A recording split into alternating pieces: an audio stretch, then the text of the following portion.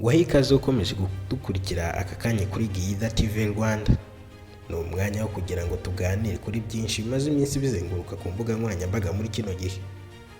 Muri kino gihe imbuga nkoranyambaga ni ikintu cy'ibanze cyane gituma buri umwe wese abasha kumenya amakuru, akayamenya mu gihe yashakiye bitamugoye kandi ku giciro gito cyane.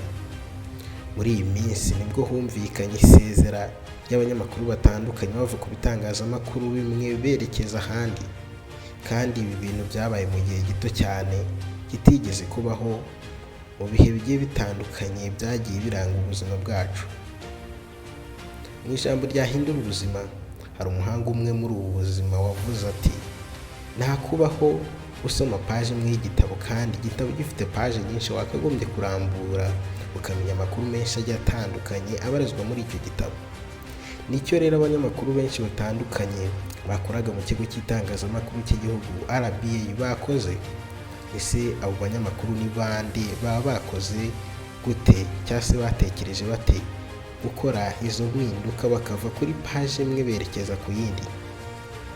Uhaye ikaze kandi kusaba gukora subscribe kuri iyi channel nimba ari bwa mbere uje kuri uyu muyoboro wa YouTube.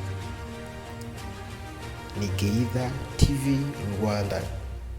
Abanyamakuru benshi batandukanye bamenyekanye bakora kuri iki gitangazamakuru cy'igihugu RBA batandukanye barimo Anita Pendo, Gerard Mbabazi, Ismail Mwanafunzi, Martin Nyirijabo n'abandi benshi bagiye batandukanye.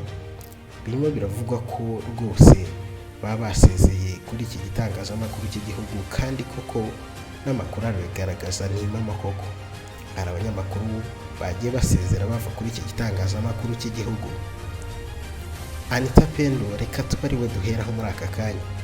Anita Pendo mu makuru yasohotse ku munsi wo kuwa gatanu, ni amakuru yavugaga ko uyu munyamakuru yasezeye ku gitangazamakuru cy'igihugu RBA kugira ngo akomereze inshingano ze ku kindi gitangazamakuru. Mu by'ukuri ntabwo amagambo ye yari yeruye yuko ashobora kuba agiye ku kindi gitangazamakuru, ariko nyuma yaho uko amakuru yagiye acicikana hirya no hino ku mbuga nkoranyambaga, byagiye biba ngombwa ko benshi batohoza bakanamenya neza icyajyanye uyu mukobwa ava kuri RBA, by'umwihariko mu biganiro bitandukanye yakoraga kuri iki gitangazamakuru. Ubwo ndavuga kuri radiyo y'imyidagaduro ya Magic FM, yakoraga mu kiganiro Magic the Morning, ndetse no kuri televiziyo y'u Rwanda yakoraga mu bitangazamakuru cyangwa se mu biganiro bitandukanye birimo The Jam, Friday Fright n'ibindi bigiye bitandukanye mwagiye mumumenyaho mu buryo bumwe cyangwa ubundi. Uyu munyamakuru rero amakuru mashyashya hari nuko yamaze kwimukira ku kindi gitangazamakuru cyitwa Kiss FM, musanzwe muzi cyane, nyuma yuko Sandrine, umunyamakuru mwiza cyane wakoreraga kuri iki gitangazamakuru cya Kiss FM, ahinduye inshingano akajya kuri RBA mu kwungiriza umuyobozi mukuru wa RBA ariwe Clovis Barore. Byabaye ngombwa ko Anita Pendo ahita avugana n'iki gitangazamakuru cya Kiss FM akakivaho, hanyuma akerekeza kuri Kiss FM akajya gukorerayo. Ni ibintu bitangaje cyane kubona hari umunyamakuru uva kuri iki gitangazamakuru cy'igihugu akaba yakwerekeza ku bindi bitangazamakuru, kandi mu by'ukuri tuzi neza ko iki gitangazamakuru cy'igihugu nacyo kiba cyihagazeho mu bijyanye no guhemba neza no kubeshaho abakozi bagikorera. Ariko Anita Pendo bivugwa ko yagiye kuri Kiss FM kandi agiye kuhakomereza inshingano ze z'itangazamakuru nk'uko yabikoraga kuri iki gitangazamakuru cy'igihugu. Uwo ni umwe muri bamwe bavugwa ko rwose bavuye kuri iki gitangazamakuru cy'igihugu. Hari uwundi yitwa Gerard Mbabazi. Uyu ni umunyamakuru w'umuhanga wamenyekanye mu biganiro bitandukanye, by'umwihariko yamenyekanye kuri radiyo y'imyidagaduro ya Magic FM akora ibiganiro bitandukanye, aho yakoranaga na Michel Iradukunda mu biganiro byo guhugura abantu no kubagezaho iby'ubwenge bigiye bitandukanye. By'umwihariko nanone kandi abantu bamumenye mu kiganiro yakoraga kuri televiziyo y'u Rwanda cyitwa Zomen. Iki cyari ikiganiro nacyo cy'ubwenge gituma abantu benshi basobanukirwa bakava ahantu hamwe bajya ahandi mu bijyanye n'imitekerereze no gukuza bimwe mu bitekerezo bidasanzwe kandi byungura abantu ubwenge. Iki nacyo cyari ikiganiro cyiza gikorwa n'umunyamakuru Gerard Mbabazi. Mu magambo ye yaravuze ati rwose ndashimira RBA kuba barandeze bakanguza bakangeza aha ngaha nyuma y'imyaka 10 nkaba mbashije kugera kuri uru rwego aho nanjye nshobora kujya ahandi ngakomereza inshingano. Yongeraho kandi avuga ko adasoje umwuga w'itangazamakuru cyangwa ngo awutatire ahubwo ari we agiye gukomeza. Dore nguko uko yabyivugiye. Muraho njanga kugira ngo ushime mu buryo twabanye mu myaka 10 ishize nkora muri RBA kubera ko nayujuje mu kwezi kwa 4 mu mwaka wa 2024 nagiye muri RBA mu mwaka wa 2014 mu kwezi kwa 4 ku itariki ya mbere. Rero uyu munsi namaze gufata icyemezo gikomeye cyo gusezera muri RBA kugira ngo twongere kubana mu bindi bice bitandukanye, cyane cyane aho mukunda kumubona kuri YouTube. Hari byinshi cyane ngiye kuguha. Reka rero ngushimire by'umwihariko kuba warabanye nanjye kuri televiziyo Rwanda nko muri Zoom, kuri Magic FM, kuri Radio Rwanda, no kuri Imana iguha umugisha ko wanyeretse urukundo rudasanzwe muri runo rugendo rundi ngiye gutangira. Rero ndagusaba ngo ukomeze kugenda ubana nanjye kubera ko ntabwo ngiye kuva mu itangazamakuru. Nanashimira by'umwihariko RBA, abakozi baho n'ubuyobozi bwaho mwambaniye neza. Imana ibaho umugisha. Rero wowe tubana umunsi ku munsi wakunze ibiganiro byanjye ugakunda ibyo nkora, komeza ubane nanjye. Thank you so much. Byatunguye abantu benshi ni ukubona basezerera mu gihe kimwe. Dukomeje n'andi makuru akomeza kuvugwa kuri iki gitangazamakuru cy'igihugu, nuko nanone hari bamwe mu banyamakuru bagiye basezera, nanone hakaba hari n'abandi bari mu nzira yo kuba basezera kuri iki gitangazamakuru kandi bari abanyamakuru bamenyereweho kuba ari abanyamakuru b'umwuga ndetse b'abahanga mu biganiro bakora bigiye bitandukanye. Uwo dukurikijeho ni umunyamakuru wasezeye ejo bundi nawe witwa Martin Nyirijabo. Tumumenyereye mu gukora amakuru no kuyasoma akayapresentingira abanyarwanda cyangwa se akageza ku banyarwanda bakumva neza bagasobanukirwa ibijyanye n'amakuru. Uyu nawe yamenyekanye cyane kuri Radio Rwanda, si kenshi cyane yakunze kugaragara kuri televiziyo Rwanda, ariko nanone yamenyekanye kuri Radio Rwanda aho nanone yavugaga amakuru neza ukumva urimo uragenda uryoherwa. Gusa Martin Nyirijabo we bitandukanye na bose kuko we yahinduye imirimo akerekeza mu gukora akandi kazi mu kigo runaka, kandi icyo kigo nacyo kikaba ari ikigo cya leta. Ni ikigo cya leta yabaye ngombwa ko ahinduriramo akazi akajya kugikoramo. Ni ikigo cya NICR, akaba ari Parole Officers muri icyo kigo. Birumvikana ko byari ngombwa guhindura umwuga w'itangazamakuru ukajya mu zindi nshingano bitewe n'uko ubona inyungu zigiye zitandukanye zibarizwa muri uwo mwuga zishobora kuba wenda zirutwa n'inyungu waba urimo ushaka ahandi.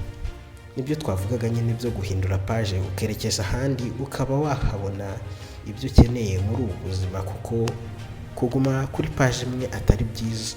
Ibyo ngibyo ni bimwe mu byo twavuga kuri uyu mugabo Martin Nyirijabo nawe wasezeye mu kigo cy'itangazamakuru cy'igihugu RBA. Dukomeje ku wundi muntu, uyu we yaramenyekanye cyane, benshi baramuzi mu byegeranyo bigiye bitandukanye bigeza abantu ku rwego rumwe bikabavana ku rwego rumwe bikabageza ku rundi. Ismail Mwanafunzi ryaba ari ijambo rishya kuri wowe? Ndatekereza ibyo ngibyo byo bidashoboka kuri wowe habe namba, kuko Ismail Mwanafunzi nawe ni umuntu w'umunyabigwi cyane mu bijyanye no gukora ibyegeranyo no gusoma amakuru kuri Radio Rwanda. Mu by'ukuri Ismail Mwanafunzi yavuye ku itangazamakuru cya Isango Star yerekeza kuri Radio Rwanda.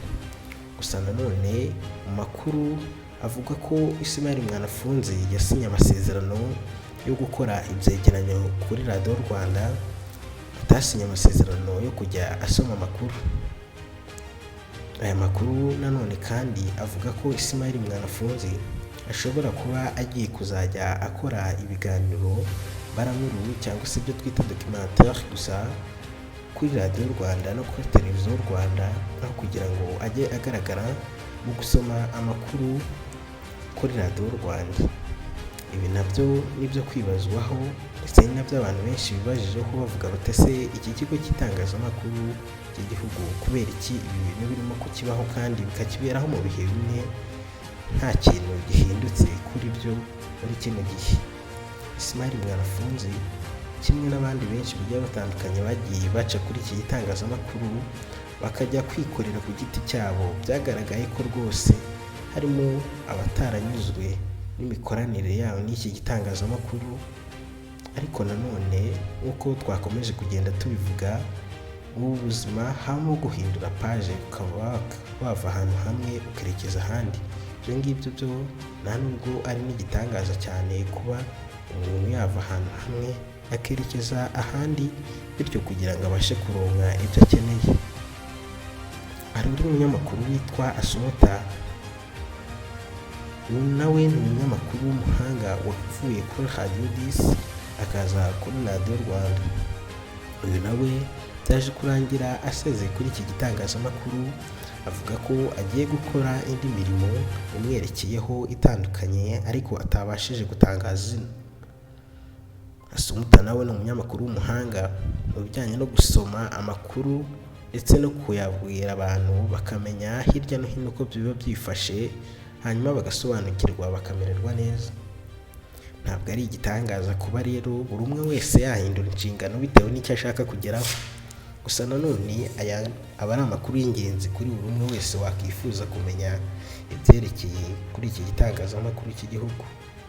Itangazamakuru ni ikintu cy'ingenzi cyane mu kubaka igihugu. Iyo rikoreshejwe nabi risenya igihugu, ariko iyo rikoreshejwe neza rikubaka igihugu. Muri icyo gihe rero habamo abantu dukunda kandi twishimira, tukabagira nyambere bitewe n'amajwi uko bakora umwuga wabo, bikaturyohera bikatunyura. Bikaba agahinda iyo bavuye mu itangazamakuru berekeje mu bindi bikorwa aho tutazongera kubumva. Gusa abanyarwanda benshi bakomeje kwibaza ikintu kiri kuba kuri iki gihugu cy'itangazamakuru mu bijyanye no kuba hari abanyamakuru bamwe na bamwe barimo gusezera bava muri iki gitangazamakuru berekeza ku kindi gitangazamakuru. Byinshi byari bizwi nuko rwose abo banyamakuru bagiye batandukanye byashobokaga ko bava kuri iki gitangazamakuru bakerekeza ku kindi, ariko ibi ngibi byatangiye kubaho muri ino minsi. Hari benshi bahuza no kuba Sandrine yaraje kuyobora RBA, ariko ndagira ngo mubwire ko ngo yari amakuru y'ibinyoma ku bijyanye no guhimbira no kubeshyira abo banyamakuru bavuga ko batishimiye kuba bakorana na Sandrine. Ayo ngaho rwose ni amakuru y'ibinyoma, nanjye naguhamiriza amagazeho n'amaguru yanjye abiri. Nk'uko n'ubundi twabivuze haruguru, turimo turavuga ibijyanye no guhindura paje y'ubuzima. Bibaho ko rwose bitewe n'inyungu runaka ubonye mu kandi kazi ushobora guhindura ukaba wava ahantu hamwe ujya ahandi. Ariko nanone ushobora kwibaza uti kuki ibi byose birimo kubera rimwe muri kino gihe kandi bitarigeze kubaho. Nta gitangaza kirimo cyane, ariko nanone nibyo kwibazwaho muri kino gihe. Ikigo cy'igihugu cy'itangazamakuru ni ikigo gifatwa nk'ikigo gihemba abanyamakuru bacyo umushahara utubutse ndetse na serivisi ndetse n'ibindi bintu bitandukanye byiza umunyamwuga ukora itangazamakuru abona, abasha kubibonera neza kuri iki kigo, kuko ni ikigo buri umwe wese yibemera kandi yubaha. Ibyo ni nabyo koko, ariko se nanone aba banyamakuru kubera icyo barimo kujya kwikorera? Utikoreye ajya ku kindi gitangazamakuru kubera iki? Reka dukomye dutange ibitekerezo kuri iyi ngingo, ariko nanone twibuke ko impinduka zibaho muri ubu buzima. Nta gitangaza kirimo rero kuba abanyamakuru bagira batya bagahindura umwuga, cyangwa se bakaba banakomeza mu buryo bumwe cyangwa ubundi badakomereje kuri iki gitangazamakuru cy'igihugu, kuko hari n'ibindi bitangazamakuru byigenga kandi bifasha abantu mu gusobanukirwa, bakaba bava ahantu hamwe berekeza ahandi. Ibi ngibi rero twabikozeho kuri uno munsi kubera ko hari abantu benshi bakomeza kwibaza icyari cyabaye. Gusa nanone nta cyabaye kidasanzwe ku buryo buri umwe wese yakwikanga, ahubwo byo muri ubu buzima reka tujye duhindura paje dufite icyerekezo kugira ngo bijye bidufasha kuva ahantu hamwe tujya ahandi. Ndabashimiye cyane, mukomeze gukora subscribe kuri iyi channel. Nitwa Tuyisenge Chrétien, Imana ibahe umugisha.